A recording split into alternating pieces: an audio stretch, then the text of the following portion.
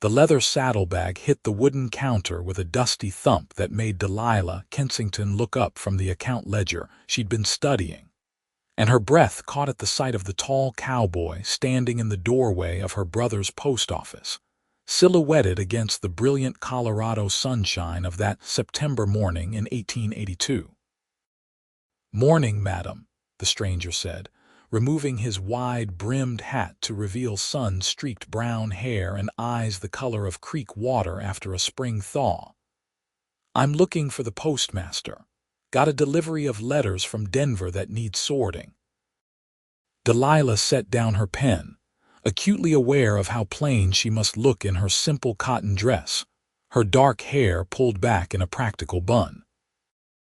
At 23, she'd resigned herself to being the sensible sister, the one who helped her brother Thomas run the Montrose post office while other young women her age were getting courted and married. "He's at the general store picking up supplies. I'm Delilah Kensington, his sister. I can take the letters and sign for them." The cowboy stepped fully into the small building, and Delilah noticed the way he moved with an easy confidence, like someone comfortable in his own skin.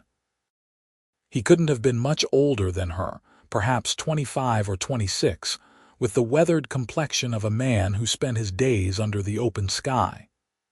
"James Sullivan," he introduced himself, extending a hand across the counter. "Most folks call me James, though." His hand was warm and calloused when she shook it, his grip firm but gentle. "Are you new to the mail route, Mr. Sullivan? I don't recall seeing you before." "Yes, madam. Just started this week. The previous carrier, old Pete Henderson, finally retired.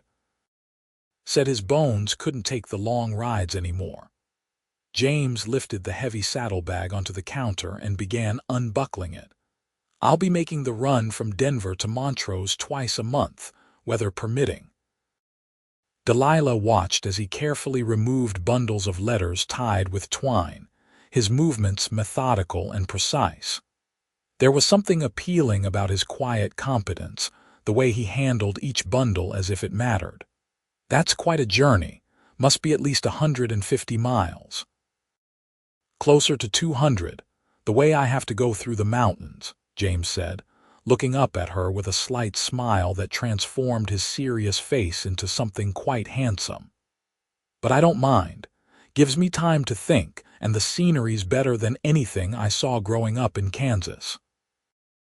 "Kansas?" Delilah began checking the bundles against the delivery manifest, her fingers working automatically while her mind focused on the conversation. "That's quite a move. What brought you to Colorado?" James hesitated, his smile fading slightly. "Looking for a fresh start, I suppose." "Lost my father 2 years back, and my mother passed when I was 12. The farm went to my older brother, which was right and proper, but I needed to find my own way. Heard they were hiring mail carriers out here, and I've always been good with horses and navigation." There was something in his voice, a hint of old pain carefully controlled, that resonated with Delilah.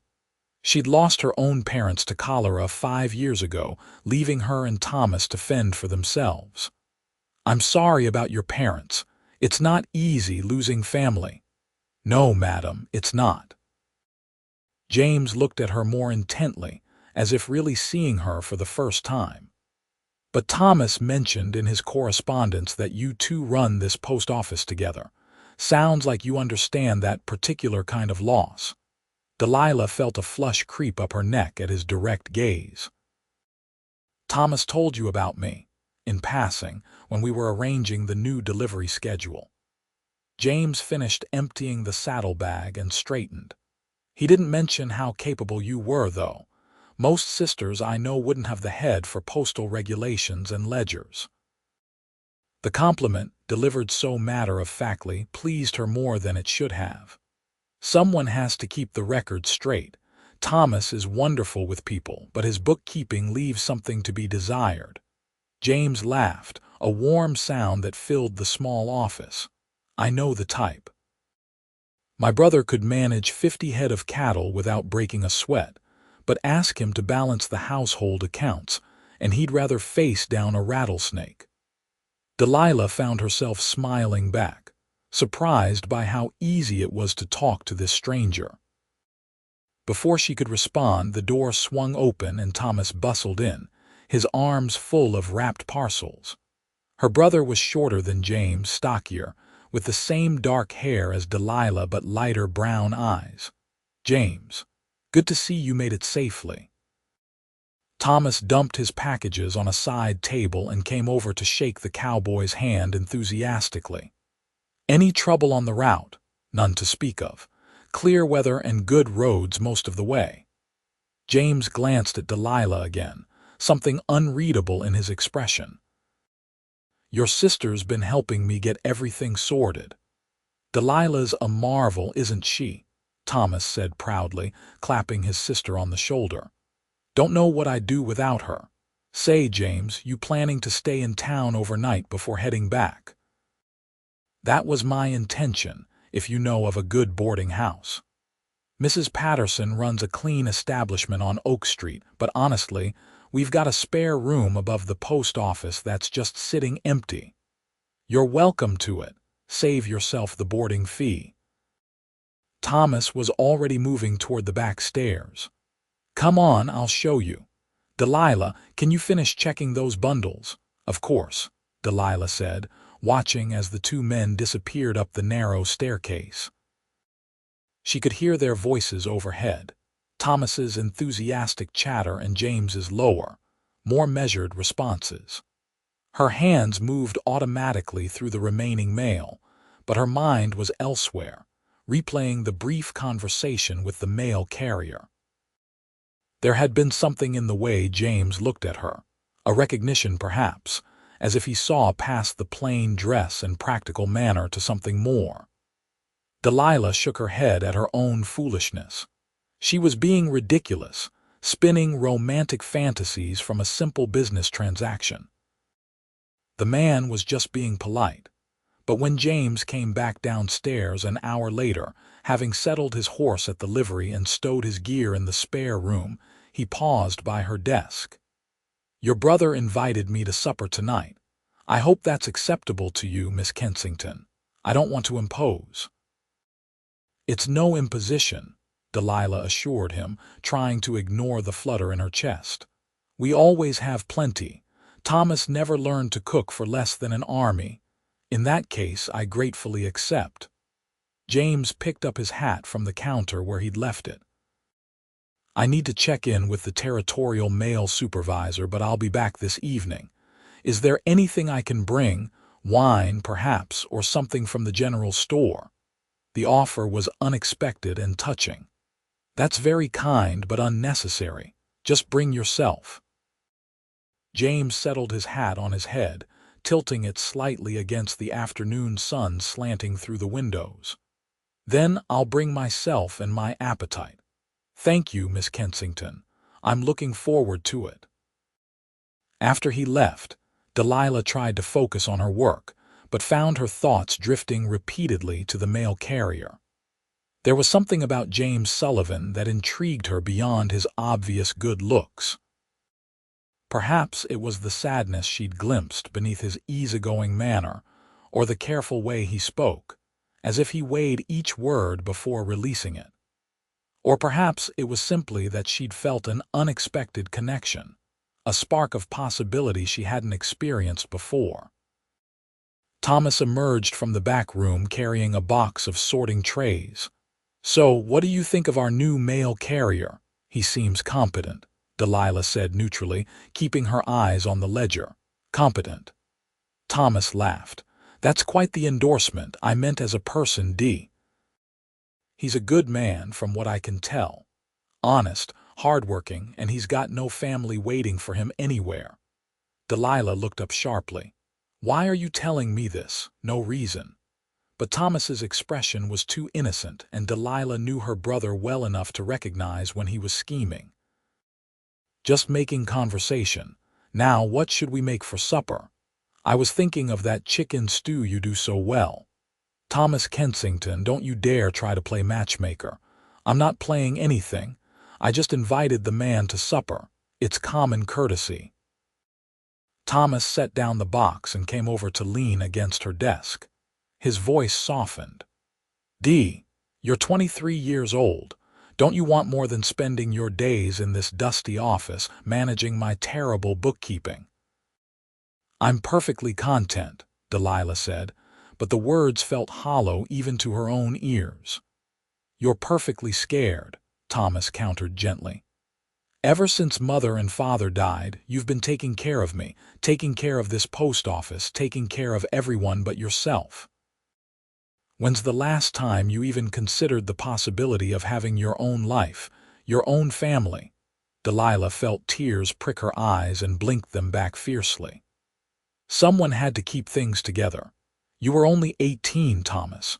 We would have lost everything if I hadn't stepped up. And I'll be grateful for that until my dying day. But you've done more than enough. It's time you let yourself live a little." Thomas squeezed her hand. "I'm not saying James Sullivan is your destiny or anything foolish like that. I'm just saying it won't hurt to have a pleasant supper with a decent man and see what happens. Can you do that for me? Or better yet, for yourself?" Before Delilah could answer, the door opened and Mrs. Harriet Chen, the schoolteacher, came in with a letter to post. The conversation was dropped, but Thomas's words lingered in Delilah's mind throughout the afternoon as she worked. Was he right? Had she been hiding behind duty and responsibility, using them as shields against the vulnerability of opening her heart? By the time evening approached, Delilah had worked herself into a state of nervous anticipation. She changed from her work dress into her nicest calico, a deep blue that brought out the color of her eyes, and let her hair down before pinning it back up in a softer style that framed her face. When she caught her reflection in the small mirror above the wash basin, she barely recognized herself. There was color in her cheeks, a brightness in her eyes that had nothing to do with the lamplight. Thomas whistled when he saw her. "You look beautiful, Dee." "Hush. I just wanted to look presentable for company." "Whatever you say." Thomas was grinning as he went to answer the knock at the door. James had also cleaned up for supper, his hair still damp from washing, wearing a pressed white shirt that showed off his broad shoulders. He held a small bouquet of wildflowers, slightly wilted from the heat. "I know you said not to bring anything, but I saw these growing near the livery and thought they might brighten the table." Delilah took the flowers, touched by the simple gesture. "They're lovely, thank you." Supper was easier than Delilah had anticipated. James proved to be an engaging conversationalist, with stories from his travels and a dry wit that had both siblings laughing. He asked intelligent questions about running the post office, genuinely interested in the logistics of mail sorting and delivery schedules. When Thomas brought up local politics and the recent territorial legislation, James offered thoughtful opinions without being overbearing. "I have to say, this is the best meal I've had in months," James said, accepting a second helping of stew. "Most of my cooking involves beans and hardtack over a campfire." "Then you must join us whenever you're in Montrose," Thomas said immediately. "We'd be glad of the company, wouldn't we, Dee?" Delilah shot her brother a warning look, but said, "Of course. It's nice to have someone new to talk to." After supper, Thomas excused himself, claiming he needed to review some postal regulations for an upcoming inspection. His excuse was transparent enough to make Delilah want to throttle him, but James seemed oblivious to the matchmaking attempt. "Would you like to take a walk?" James asked. "It's a pleasant evening and I'd enjoy seeing more of the town." Delilah hesitated only a moment before agreeing. They strolled down Main Street in the cooling twilight, past the general store and the bank, the saloon with its tinny piano music, the church with its white steeple pointing toward the darkening sky. James walked at an easy pace, his hands clasped behind his back, occasionally pointing out a building and asking about its purpose or history. "Montrose seems like a good town," he observed as they paused near the town square. Growing, but not so fast that it's losing its character. It's home, Delilah said simply. We moved here 7 years ago, just before our parents got sick. Thomas thought the drier climate might be better for Mother's lungs, but it didn't help in the end. I'm sorry. That must have been hard, losing them so far from wherever you came from originally. St. Louis, and yes, it was hard, but we made a life here, Thomas and I. The people of Montrose were kind to us when we needed it most. Delilah looked up at James, his face half shadowed in the dusk. Is that what you're hoping for here? Kindness, a place to belong? James met her gaze and something flickered in his expression. Maybe. I've been drifting for a while now, taking work where I could find it. This mail route, it's the first thing that's felt like it might be more than just a job. Does that make sense? Perfect sense, Delilah said softly. They stood there in the gathering darkness, the space between them charged with possibility. Delilah felt her heart beating faster, acutely aware of every detail. The smell of dust and sage on the evening breeze, the distant sound of laughter from the saloon, the way James was looking at her as if she was something precious and unexpected. Miss Kensington, I know we've only just met, but I wonder if I might call on you properly when I return to Montrose next time, not just for supper with your brother, but to spend time with you specifically. James spoke carefully, as if the words mattered. I realize I'm just a mail carrier without much to offer, and you probably have plenty of suitors already, but I'd like to try, if you're willing. Delilah's breath caught. She thought of all the years she'd spent being practical, being sensible, putting everyone else's needs before her own dreams. She thought of Thomas's words about letting herself live, and she thought about how right it felt, standing here with this man she'd known for less than a day, feeling more seen and understood than she had in years. I don't have any suitors, she admitted. I've been too busy helping Thomas, and most of the men in town see me as the postmaster's sister, not as Delilah. But yes, James, I'd like that. I'd like that very much. The smile that spread across James's face was worth every moment of nervousness, every fluttering doubt. Then I'll look forward to 2 weeks from now with more than just professional anticipation. They walked back to the post office slowly, neither eager to end the evening. At the door, James took her hand and pressed a gentle kiss to her knuckles, a gesture so old-fashioned and courtly that it made Delilah's heart melt. Until next time, Miss Kensington. Until next time, Mr. Sullivan, safe travels.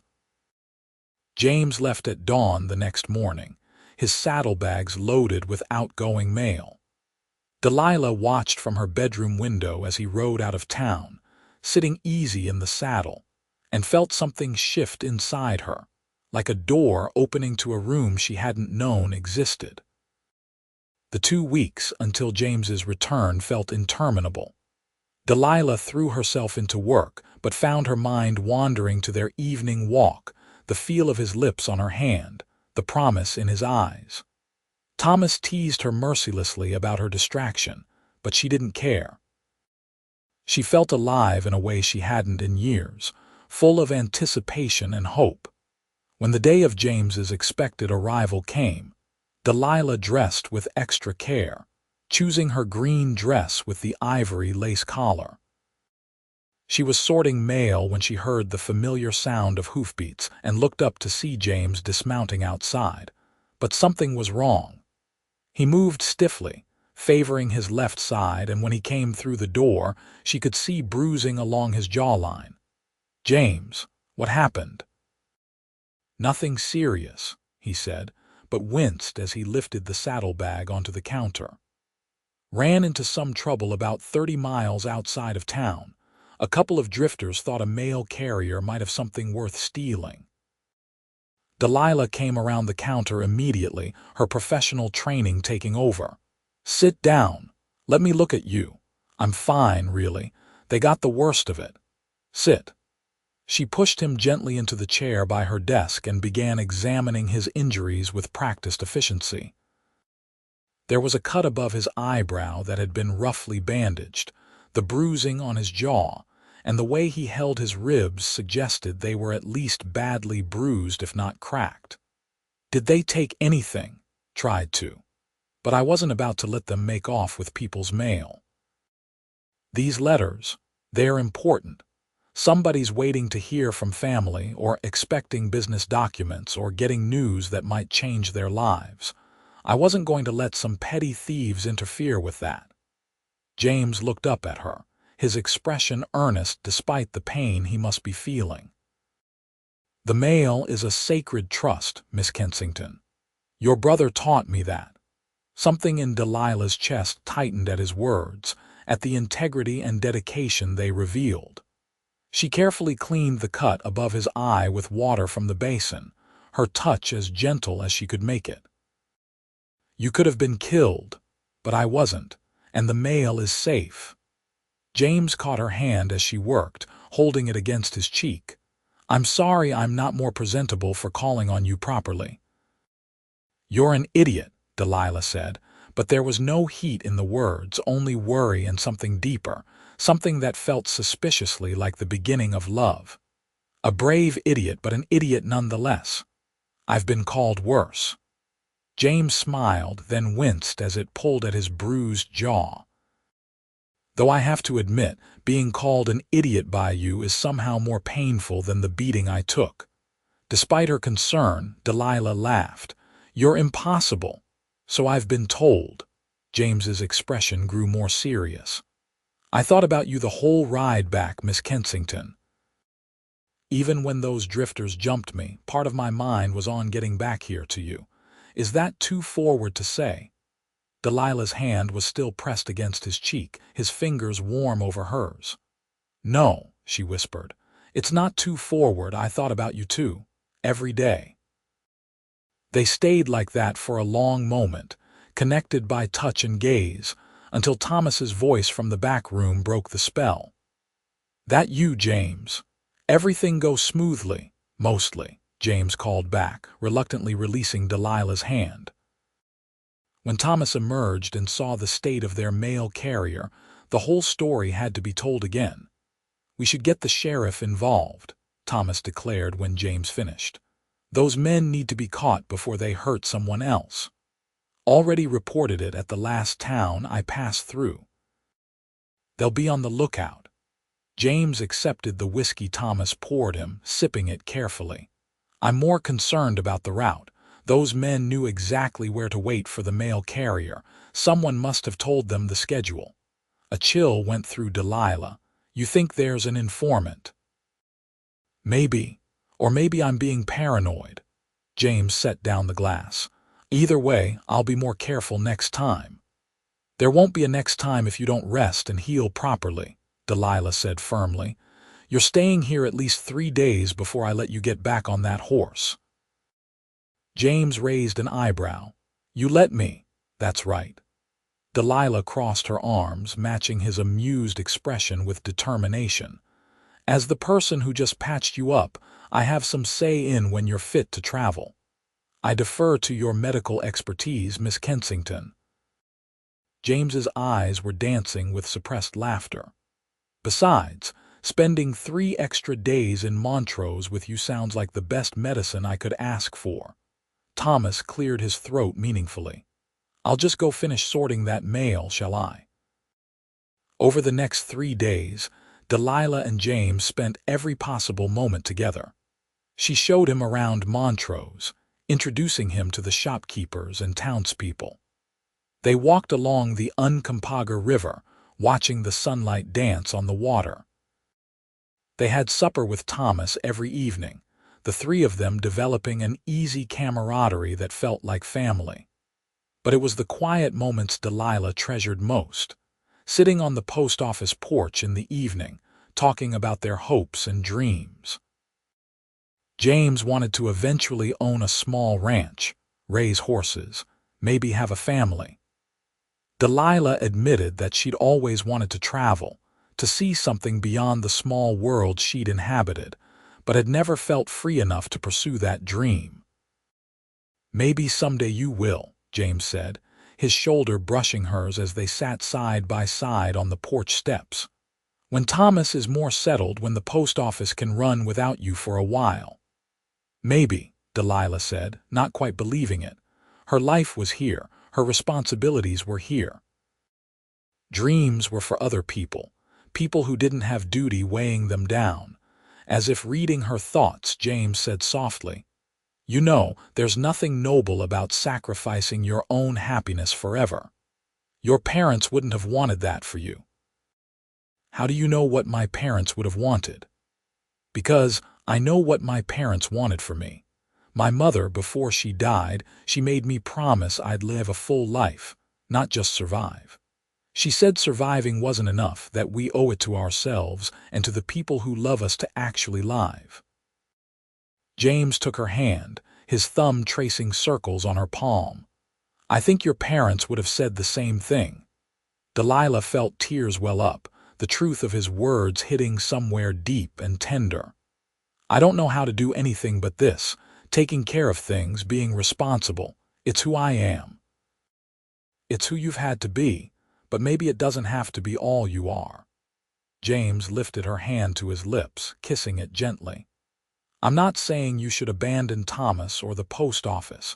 I'm just saying maybe you could let someone help carry the load. Let someone take care of you for a change." "Someone like you?" The question came out more vulnerable than Delilah intended, her heart laid bare. "If you'll have me." James turned to face her fully, his expression earnest in the lamplight spilling from the windows behind them. "I know it's soon, and I know I'm just a mail carrier without much to my name. But Delilah, I haven't felt this way about anyone before. You make me want to be better, to build something real and lasting. When I'm on the road, you're what I think about. When I was fighting those drifters, you're who I was fighting to get back to." Delilah's heart was pounding so hard she thought he must surely hear it. "James, I feel the same way. These past 3 days, getting to know you, it's like finding something I didn't know I was missing. But I'm scared. What if I'm not brave enough? What if I can't figure out how to be anything other than what I've always been? Then we'll figure it out together." James cupped her face in his hands, his touch gentle and sure. "I'm not asking you to change who you are, Delilah. I'm just asking you to let me stand beside you while you discover who else you might want to be." When he kissed her, soft and sweet under the Colorado stars, Delilah felt something inside her unfurl like a flower opening to the sun. This was what she'd been missing, what she'd been too afraid to reach for. Not just romance, but partnership. Not just security, but possibility.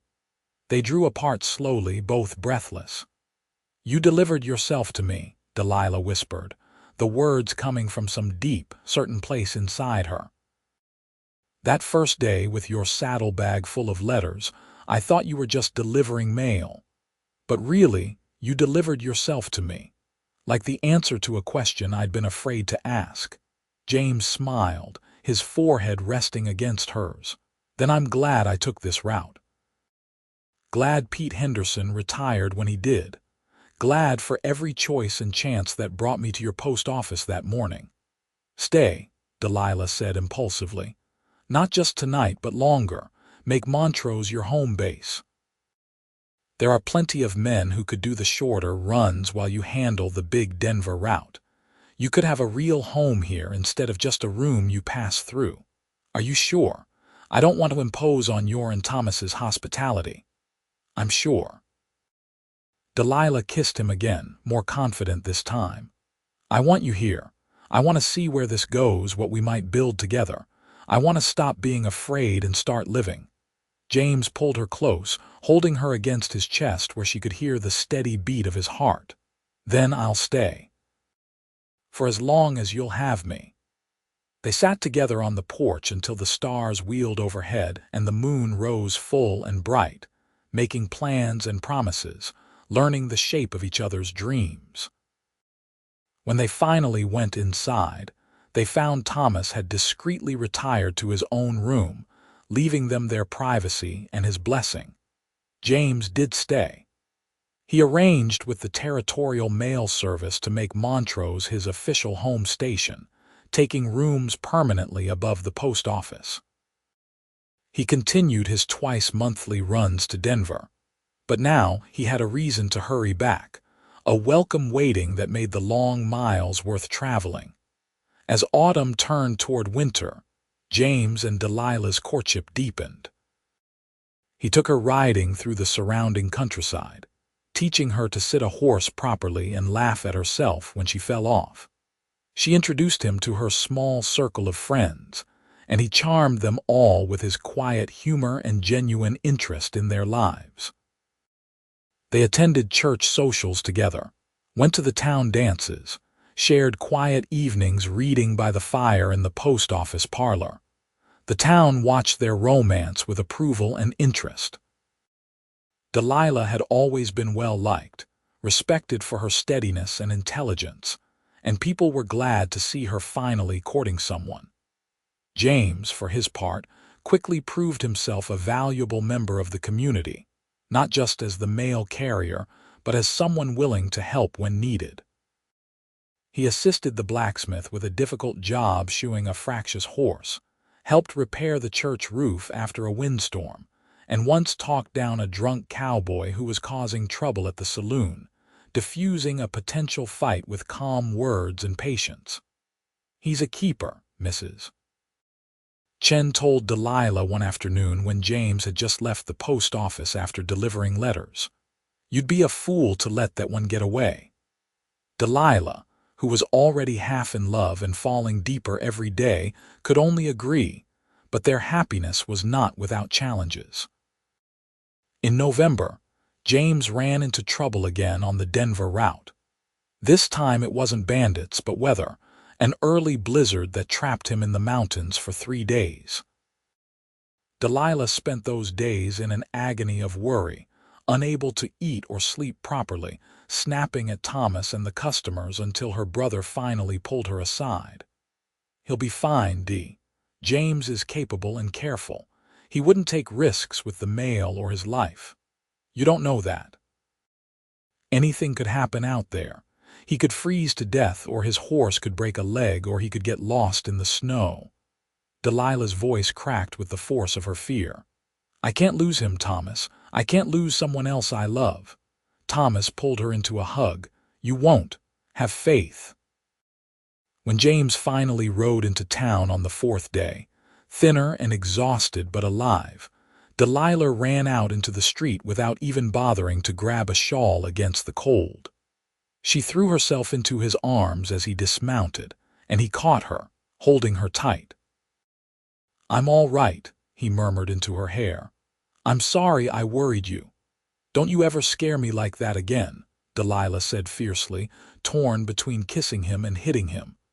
She settled for the former, not caring that half the town was watching. When they finally broke apart, she said, "I love you. I should have said it before, but I was scared, and now I'm saying it. I love you, James Sullivan." James cupped her face in his cold hands, his eyes bright with emotion. "I love you too, Delilah Kensington.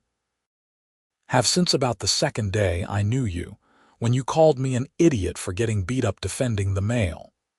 They laughed together, giddy with relief and love, and walked back to the post office hand in hand, neither noticing or caring about the amused and approving looks from their neighbors. That night, after a hot meal and hours spent reassuring himself of Delilah's continued existence and affection, James asked to speak with Thomas privately. Delilah knew what was coming and retreated to her room, her heart hammering with anticipation. She heard the low murmur of male voices for nearly an hour before Thomas called her down. Both men were standing in the parlor, Thomas grinning broadly and James looking nervous but happy. "My sister's happiness means everything to me," Thomas said formally, taking Delilah's hand and placing it in James's. "And I can see that you make her happy, James. You have my blessing and my friendship." James swallowed hard, then turned to Delilah.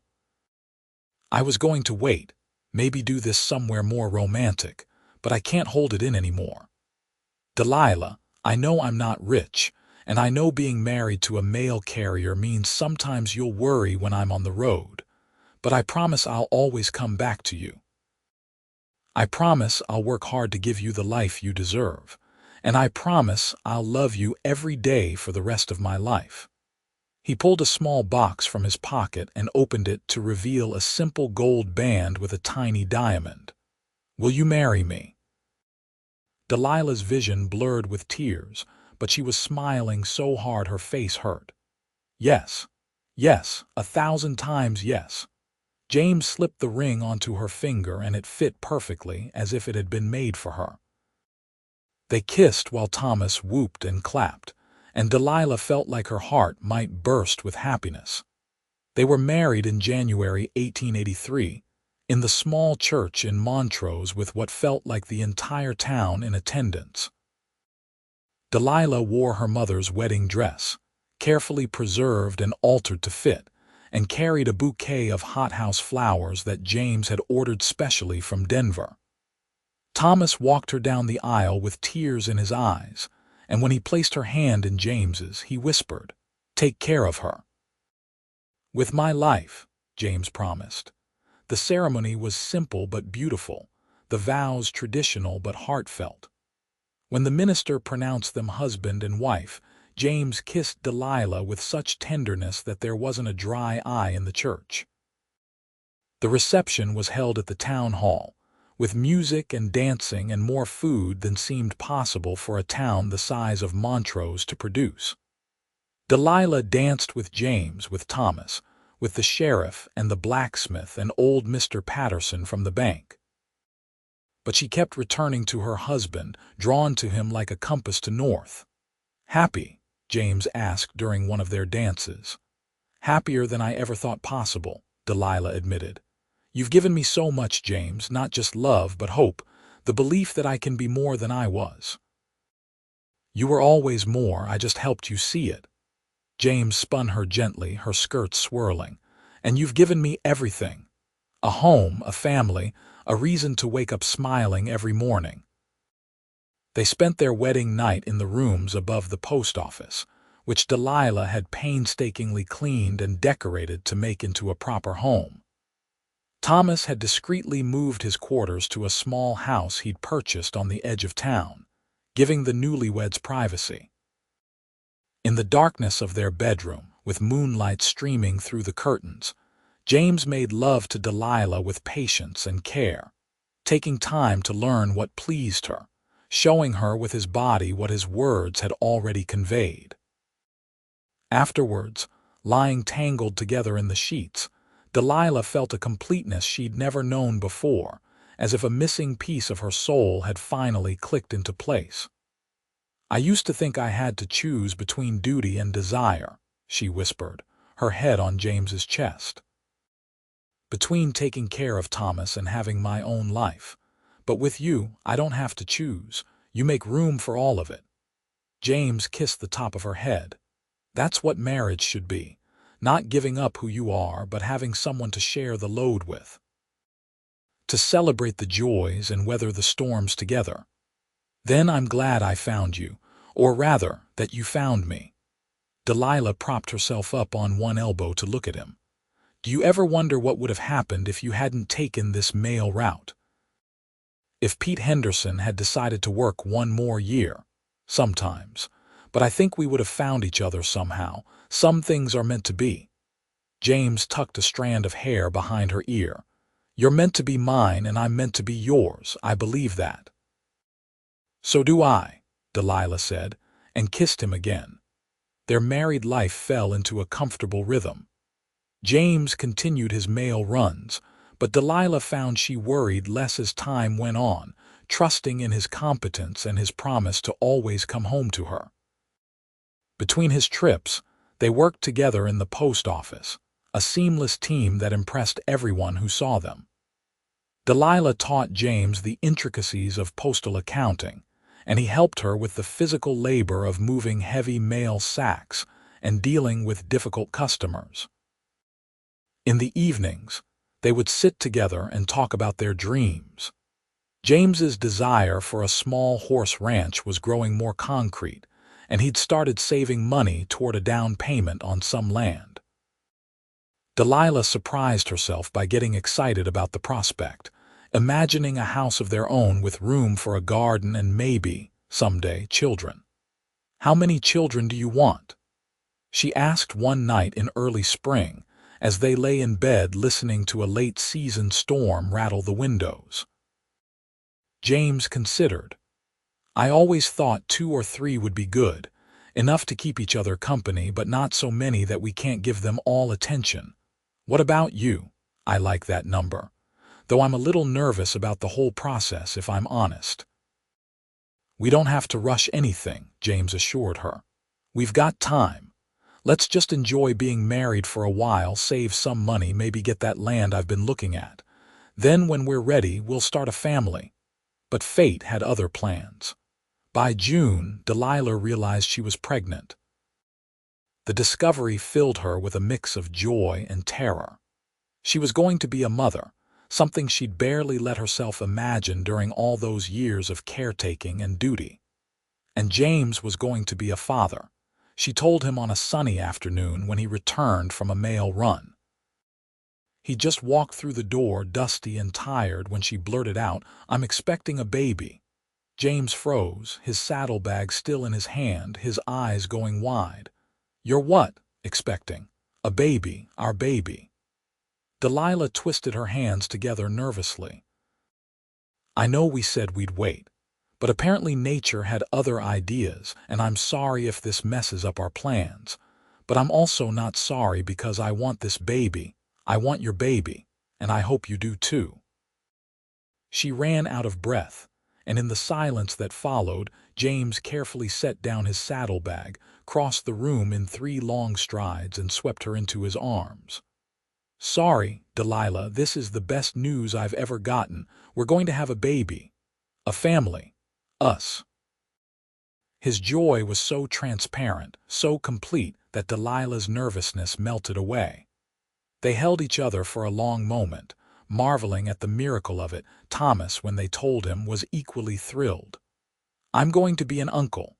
Dee, this is wonderful. And James, congratulations." "Have you two thought about names yet?" "It's a bit early for that," Delilah laughed. "We just found out." But as her pregnancy progressed and her body changed, they did start discussing names. If it was a girl, Delilah wanted something classic. James suggested Rose or Lily. If it was a boy, James leaned toward traditional names with strength behind them. Delilah continued working at the post office through her pregnancy, though she had to admit it became more challenging as she grew larger. James hovered protectively, trying to take over all the heavy lifting and refusing to let her work long hours. She found his concern both touching and occasionally frustrating, but mostly she just felt loved and cherished. In December, during a cold snap that frosted the windows and made the stove in the post office work overtime, Delilah went into labor.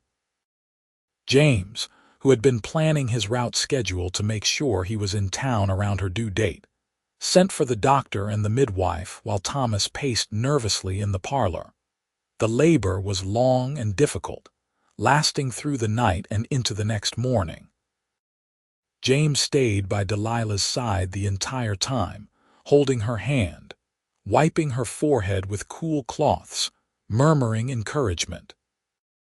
When she was too tired to continue, he told her stories from his mail route, reminding her of their first meeting, their first kiss, all the moments that had led them to this one. Finally, as the sun broke over the horizon on a crisp December morning, their son was born. The midwife cleaned him off and placed him in Delilah's arms, and she looked down at the red, squalling infant with wonder. "He's perfect," she whispered. James, who had tears streaming down his face, could only nod. He reached out to touch the baby's tiny hand, and his son immediately wrapped his fingers around James's thumb. What should we name him? They had discussed so many options, but in that moment, looking at her husband's awed expression, Delilah knew. John Sullivan. Strong and simple, like his father. John, James repeated, testing the name. I like it. Hello, John. Welcome to the world, son. Little John proved to be a healthy, happy baby, though he had his father's tendency to stay awake at odd hours and his mother's stubbornness. Delilah found motherhood both exhausting and exhilarating, a whole new dimension to her life that she hadn't anticipated. James was a devoted father, getting up for night feedings even though he had to ride the next day, singing to John in a surprisingly pleasant baritone, pacing the floor with him when he was fussy. Thomas was a doting uncle, always ready to hold the baby or make ridiculous faces to elicit smiles. You two made a beautiful child, he told them one evening, John asleep on his shoulder. Mother and father would have been so proud. As John grew from infant to toddler, James finally purchased the land he'd been eyeing, 20 acres just outside of town with a good water source and room for horses. He spent his days off building a small house, with help from Thomas and several townsmen. It was modest but sturdy, with 2 bedrooms, a proper kitchen, and a porch that overlooked the mountains. They moved in when John was 2 years old, in the spring of 1885. Delilah cried as she walked through her new home, touching the walls James had built, looking out the windows at the land that was theirs. It felt like the final piece of a puzzle falling into place, the completion of a journey she'd started 3 years earlier, when a dusty cowboy walked into the post office with a saddlebag full of letters. James still carried the mail to Denver twice a month, but he'd also started raising horses on their small ranch, using his natural way with animals to train mounts for sale. Delilah continued to help Thomas with the post office, but now she had a home and family of her own to return to at the end of the day. Life was good, full and rich and sometimes challenging, but always rewarding. They had difficult moments, of course. Money was occasionally tight. James had a bad fall from a horse that laid him up for weeks. John came down with scarlet fever one terrifying winter, but recovered thanks to the doctor's care and his parents' vigilant nursing. But the joys far outweighed the struggles. Watching John take his first steps, hearing his first words, seeing him develop his own personality that was a delightful mix of both parents. The quiet satisfaction of watching their small ranch grow and prosper. The deep contentment of lying in bed at night with James, still talking, still learning new things about each other even after years of marriage. In 1887, Delilah became pregnant again. This pregnancy was easier than the first, and in the fall, she gave birth to a daughter they named Marion, after James's mother. Marion was a quieter baby than John had been, with her father's thoughtful eyes and her mother's determined chin. John, now 4 years old, was fascinated by his baby sister. He would sit beside her cradle for hours, singing to her in his childish voice, bringing her toys, telling her stories about the ranch and the horses and everything he deemed important. He's going to be a good big brother, James observed, watching his children together with evident pride. He is, Delilah agreed, leaning against her husband's side.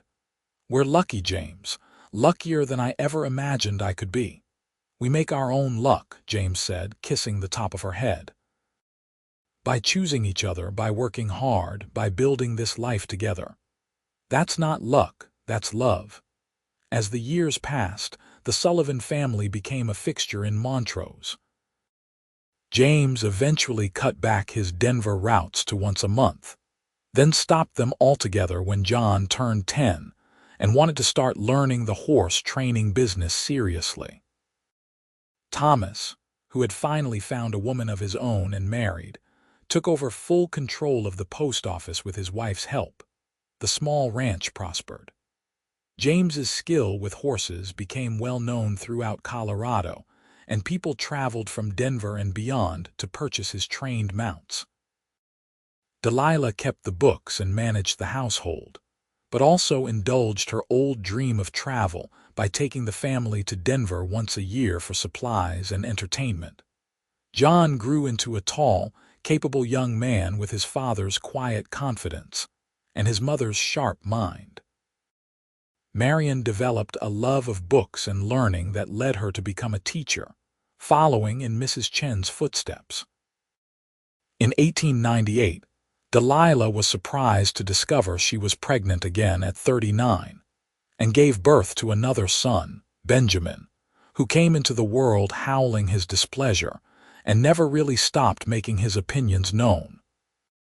By the turn of the century, James and Delilah had been married for 17 years. They sat on their porch one evening, watching the sunset paint the mountains in shades of orange and purple, and reflected on how far they'd come. "Do you remember what you said to me that day I came back from being trapped in the blizzard?" James asked, his arm around Delilah's shoulders. "I said a lot of things that day. I was terrified and angry and relieved all at once. You said I delivered myself to you." James smiled at the memory. "You told me that when I first walked into the post office, you thought I was just delivering mail, but really I was delivering myself to you." Delilah felt her eyes prick with tears, not of sadness but of profound gratitude. "I was right. You did deliver yourself to me.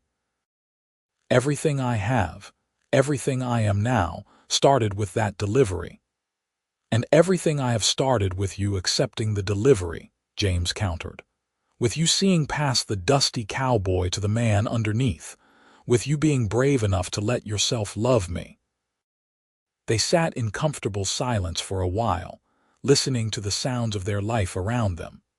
Benjamin's laughter as he played with the dogs, Marion practicing her lessons inside the house, John working with a young horse in the corral, his movements patient and skilled. "If you could go back and tell your younger self anything, what would it be?" Delilah asked. James considered.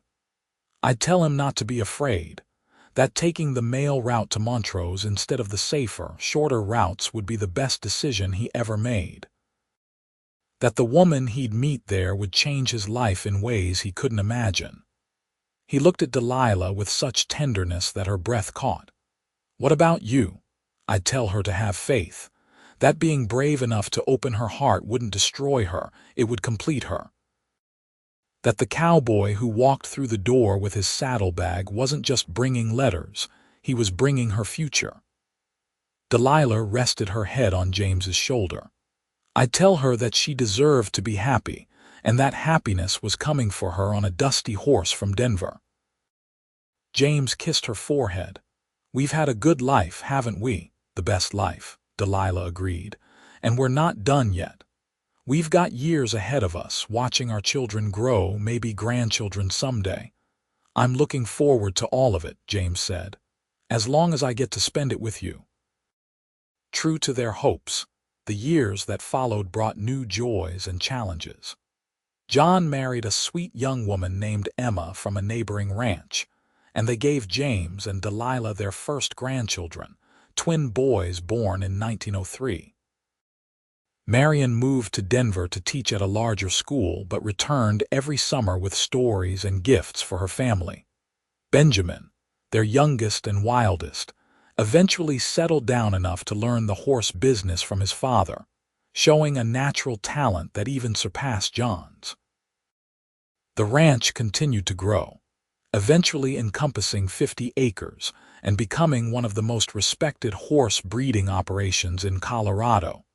Through it all, James and Delilah remained the center of their family, the foundation upon which everything else was built.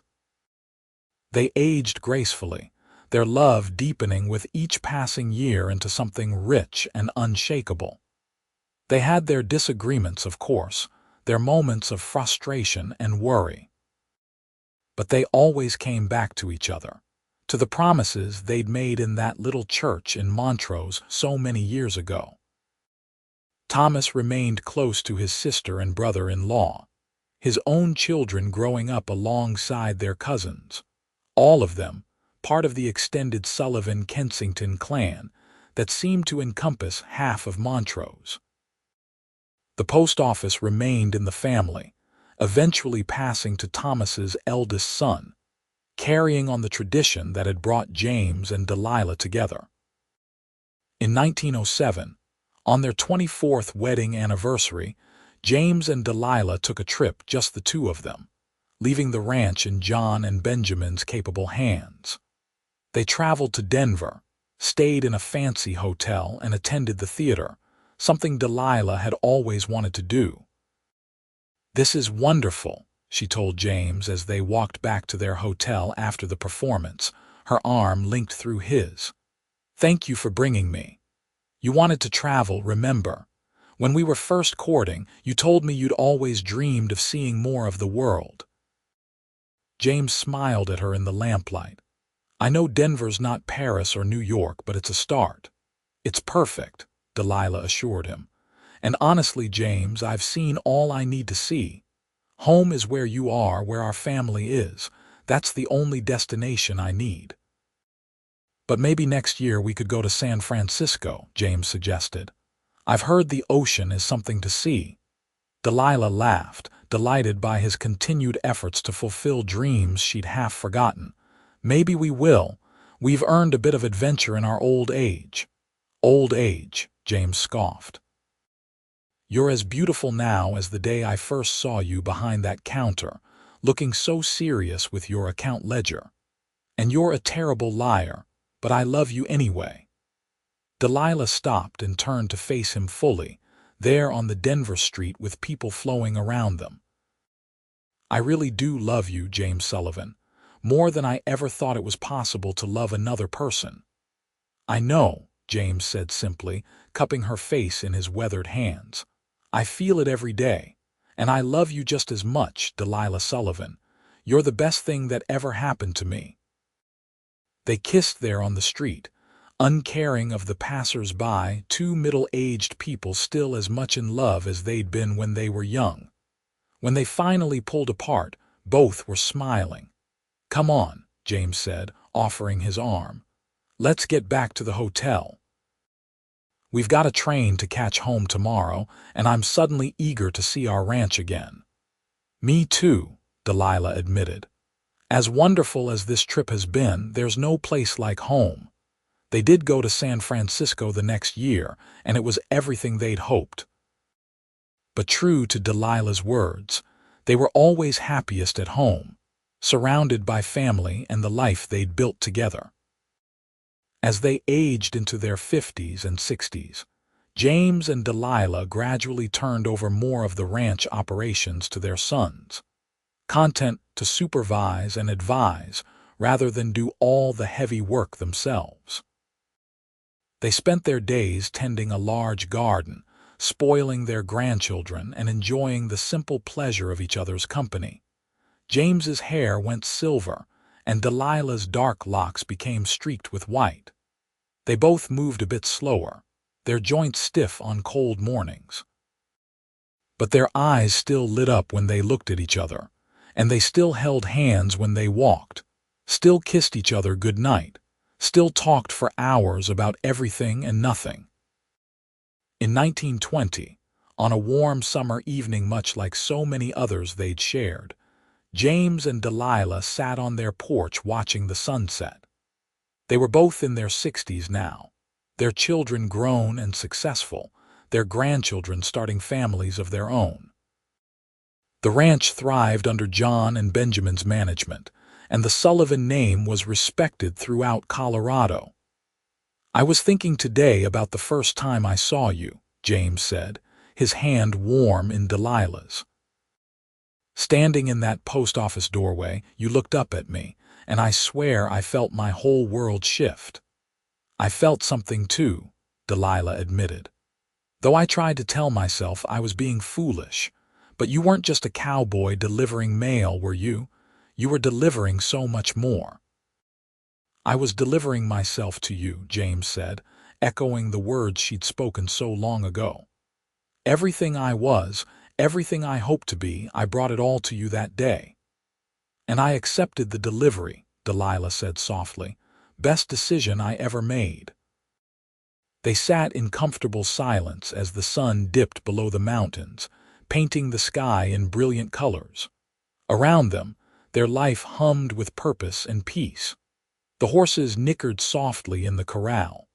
A grandchild's laugh drifted from inside the house where the family was gathering for supper. The garden they'd tended together for decades bloomed with late summer flowers. "No regrets?" James asked. "Not a single one," Delilah said firmly. "You? Only that I didn't meet you sooner. Think of all the extra years we could have had together." Delilah smiled and leaned her head on his shoulder. "We've had enough years to fill a lifetime with happiness, and we still have more ahead of us." "Years and years," James agreed, kissing the top of her head. "I'm planning to stick around and love you for a good long while yet, Delilah Sullivan." "Good," Delilah said. "Because I'm not done loving you either, James Sullivan, not by a long shot." As the stars began to appear in the darkening sky, and their family called them in for supper, James and Delilah rose from their porch seats, still holding hands as they had for more than 3 decades. They walked into their home together, surrounded by the love they'd created and nurtured, the family they'd built from that first connection in a dusty post office. Behind them, the Colorado night settled over their ranch, peaceful and perfect.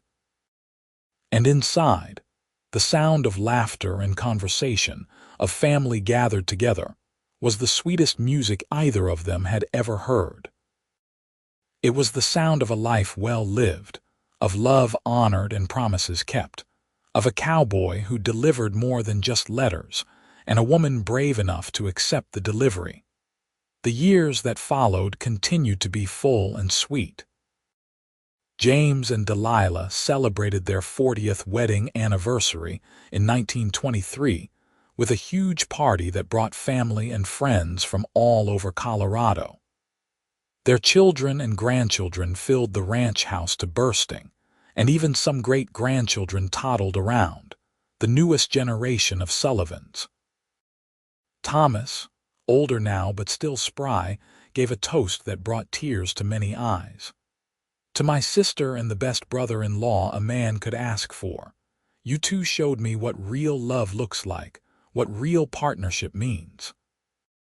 You built something beautiful together, not just this ranch or your family, but a life of meaning and purpose. Here's to 40 more years." Everyone cheered and raised their glasses, though James and Delilah just smiled at each other, knowing that 40 more years was unlikely but grateful for every day they did have. As it turned out, they had another dozen years together, years that were gentle and kind, full of the quiet contentment that comes from a life well lived.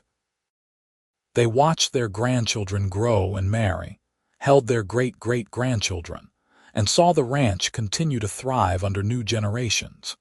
James passed away peacefully in his sleep in the winter of 1935, at the age of 78. Delilah held his hand as he went, whispering that she loved him, that she'd see him again, that their story wasn't really over, just continuing in a different form.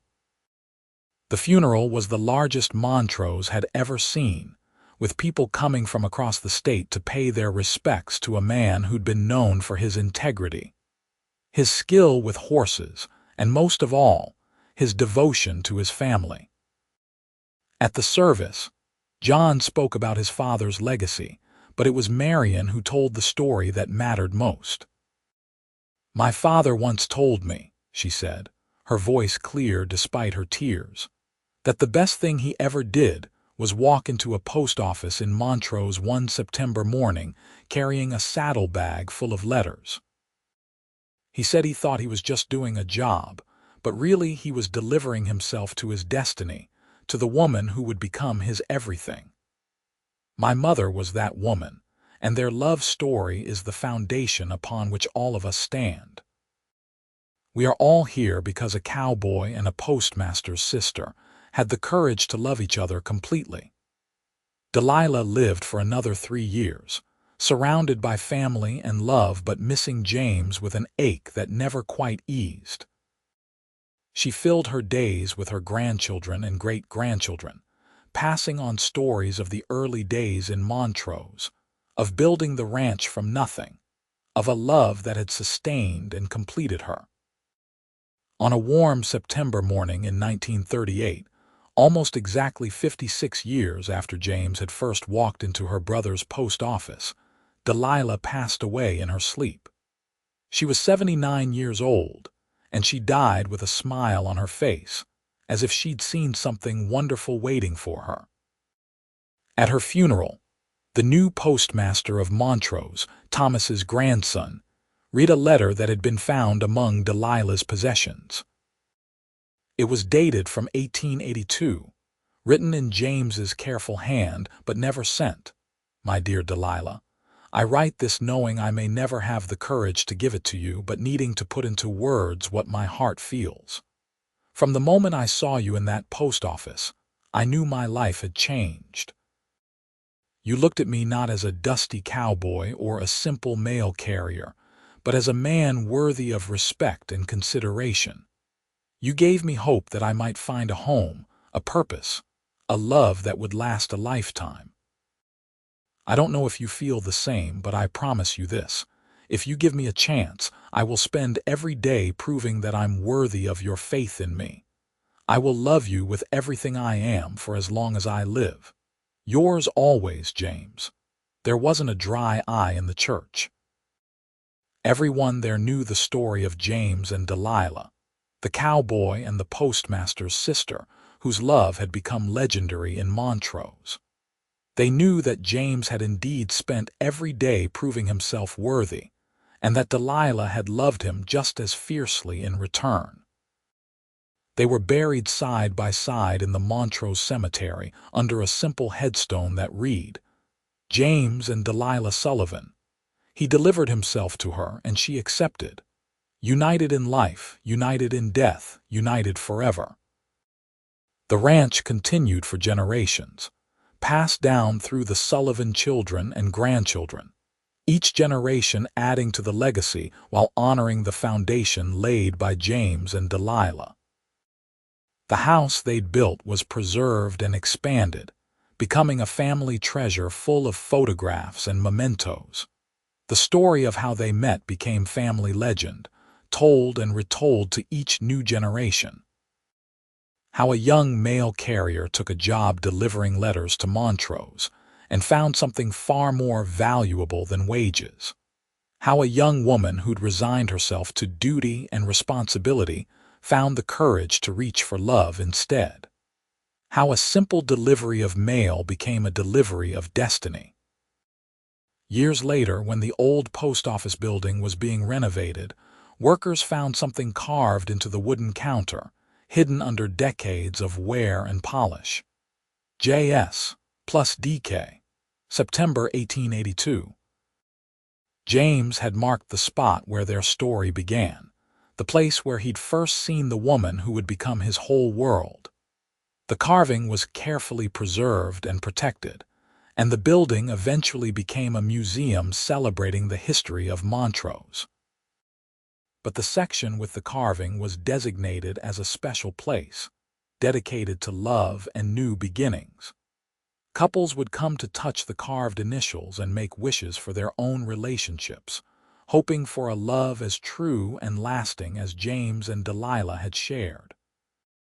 Because theirs was a love story that transcended time and circumstance, a reminder that sometimes the most extraordinary things come from the most ordinary moments. A cowboy delivers letters. A woman signs for them. And in that simple transaction, 2 lives are changed forever.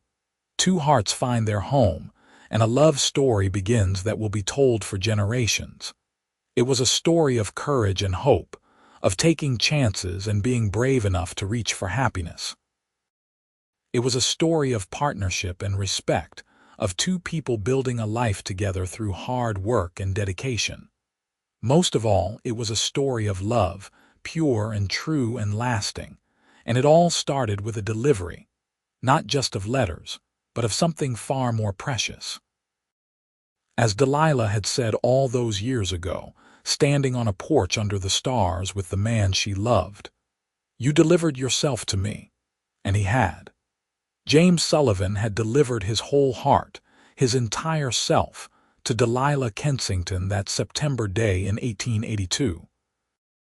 And she had accepted, opening her own heart in return, creating a love story that would echo through time, inspiring everyone who heard it to believe in the power of love, the beauty of connection, and the magic that can happen when two people find each other against all odds. Their legacy lived on not just in their descendants, but in the very fabric of Montrose itself. The town they'd called home, the community they'd helped build, the lives they'd touched with their kindness and example. Every happily married couple, every thriving family, every act of love and devotion in Montrose carried a little bit of James and Delilah's story forward, because some love stories don't end with death. Some love stories become eternal, woven into the hearts of those who hear them, inspiring new generations to be brave, to love fully, to deliver themselves completely to the person who makes their heart sing. James and Delilah's story was one of those. And in the mountains of Colorado, in a town called Montrose, in a house built with love and dreams, their story continued to live, as fresh and powerful as the day it began. A cowboy and a postmaster's sister, a delivery and an acceptance, a love that conquered all and lasted forever. That was the real legacy of James and Delilah Sullivan. Not the ranch or the money or even the children and grandchildren, precious as they all were. The real legacy was the love itself, pure and true and unshakable, proof that when two people find each other and commit to building a life together, they can create something beautiful that outlasts mortality and touches eternity. And it all began with a simple delivery, on a September morning in Montrose, Colorado, in the year 1882. The year a cowboy delivered himself, and a woman was brave enough to accept the gift.